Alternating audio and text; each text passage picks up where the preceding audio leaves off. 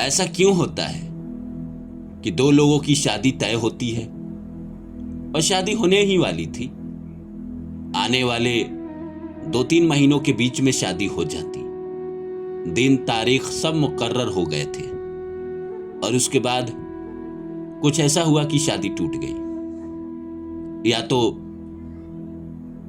दोनों के परिवार के बीच बात नहीं बनी, या ये पता चल गया कि लड़की का अफेयर किसी और के साथ था, या ये पता चल गया कि लड़का का अफेयर किसी और के साथ है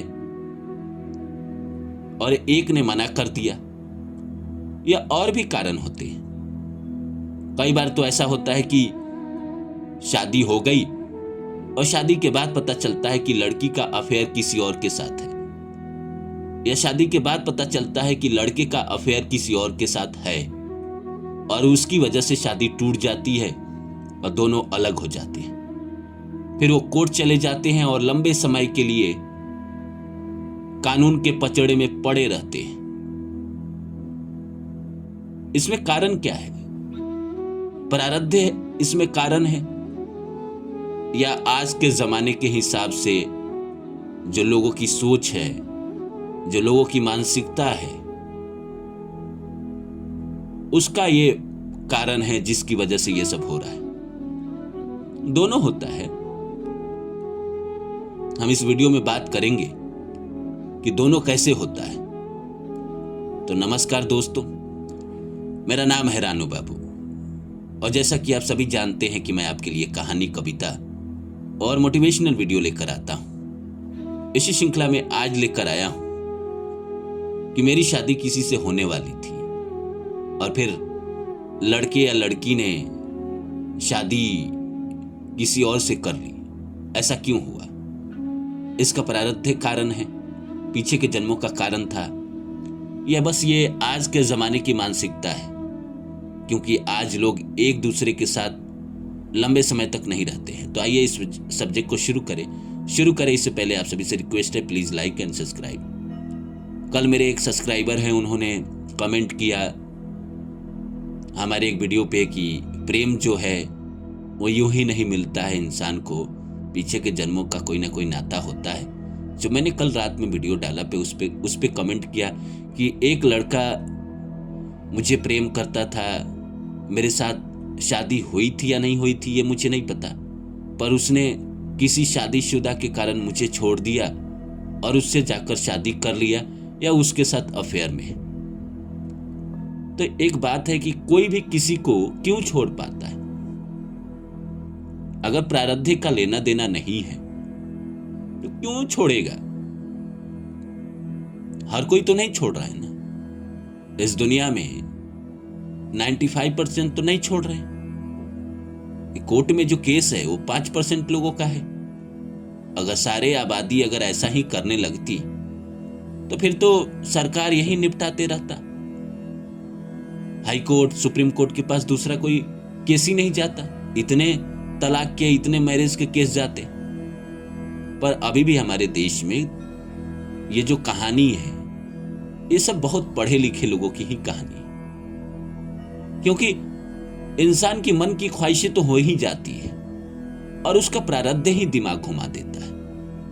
अब एक लड़के ने किसी लड़की से प्रेम किया, वादा किया शादी का, परिवार में दोनों में बात हो गई, दोनों के परिवार में बातचीत हो गई, सहमति हो गई।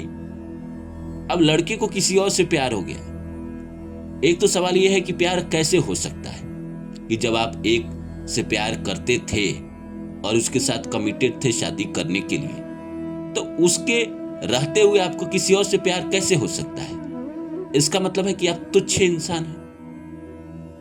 या फिर दूसरा यही कारण है कि पूर्व जन्म के अधूरे कर्म थे जिसकी वजह से आप इस इंसान से दूर हो गए और उस इंसान के जीवन में आ गए और आपने उससे शादी कर ली।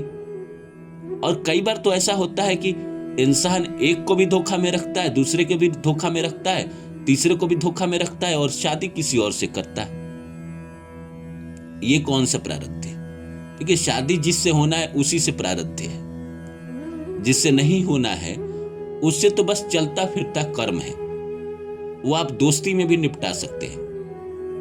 प्रेम वाला बंधन अब एक लड़का और एक लड़की मिलते हैं तो उनको दूसरा कोई रिश्ता ही समझ में नहीं आता प्रेम का। प्रेम के अलावा उनको लगता है कि एक दूसरे से हम जुड़ेंगे तभी जब हम प्रेम करेंगे, दोस्त बन के नहीं मिलेंगे। वो दोस्त बन के कर्म पीछे का जन्म का नहीं निपटा सकते। ये वही निपटा सकता है जिसको कहीं ना कहीं ज्ञान है। इसीलिए तो भगवान कृष्ण गीता में कहते हैं जो ज्ञानी है वही स्थित प्रज्ञ, जिसको सुख और दुख से कोई प्रभाव ना पड़ता, आपके जीवन में रहने ना रहने से कोई प्रभाव ना पड़ता, जो ज्यादा दुनिया के भोग में लिप्त ना हो, वही स्थित प्रज्ञ है। पूर्व के जन्म के कर्म हर इंसान को परेशान करते हैं। ऐसा नहीं है कि सिर्फ एक ही इंसान को परेशान करते हैं। इस दुनिया में कोई भी लड़की थोड़ी भी सुंदर है, उसको कम से कम 20, 50, 100 लोग आई लव यू जरूर बोलते हैं, पर क्या वो सबसे दिल लगाती है? नहीं। क्या वो सबसे शादी करती है? नहीं। वो एक ही से करती है ना जिससे उसका किस्मत में लिखा हुआ है। तो बाकी 99 को उसने कैसे मैनेज किया, उसके फ्री विल थे। किसी के साथ बहुत झगड़ा भी हुआ होगा, लड़ाई भी हुआ होगा, हो सकता है कि उसने प्रेम भी किया होगा, लेकिन ये सब क्षणिक कर्म थे, उसके परमानेंट कर्म नहीं थे। अगर जिस आदमी को लगता है कि उसने मुझे छोड़ के किसी और से शादी की, शादी उसी से होगी जिससे कर्म का बंधन है। अगर मुझे कोई छोड़ के किसी और से शादी कर रहा है तो उसके किस्मत में मैं नहीं था, इसलिए उसने मुझे छोड़ा। अगर वो मेरे किस्मत में होती तो मुझसे ही शादी करती। जिसने मुझसे शादी किया है उसके किस्मत में मैं था, या मेरे किस्मत में वो थी तभी वो मुझे मिली है। अब उसके जीवन में अफेयर थे नहीं थे उससे क्या लेना देना। मेरे जीवन में पहले क्या था नहीं था वो प्रारब्ध नहीं है। वो आप सिचुएशन को कैसे कंट्रोल करते हैं, आपका सबकॉन्शियस माइंड नहीं है, आपका कहीं ना कहीं कॉन्शियस माइंड है।